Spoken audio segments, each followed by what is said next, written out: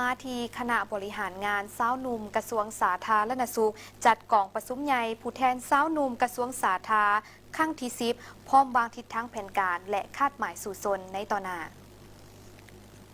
กองประชุมโดยการเข้าร่วมของสหายอรุณไซสุนราชเลขาคณะพรรคเลขาคณะบริหารงานศูนย์กลางสาวหนุ่มประชาชนปฏิบัติลาวมีสหายคำพรพุทธวงศ์เลขาคณะพรรคกระทรวงสาธารณสุขรองรัฐมนตรีกระทรวงสาธารณสุขมีบรรดาสหายคณะบริหารงานสาวหนุ่มและสมาชิกสาวหนุ่มอ้อมข้างกระทรวงเข้าร่วม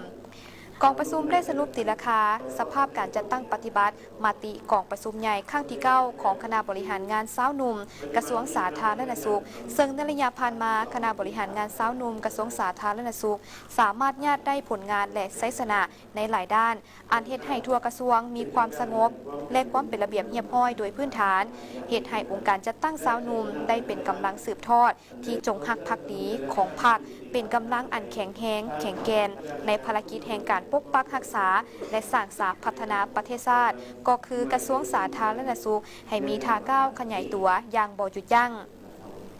คณะบริหารงานสาวหนุ่มกระทรวงสาธารณสุขได้ออกแหงทุ่มเทสติปัญญาเพื่อซี่นำขบวนการของสาวหนุ่มตามแนวทางและอุดมการณ์ของพรรคได้เอาใจใส่ปลุกระดมสาวหนุ่มทุกสหายเข้าในการปฏิบัติแผนพัฒนาเศรษฐกิจสังคม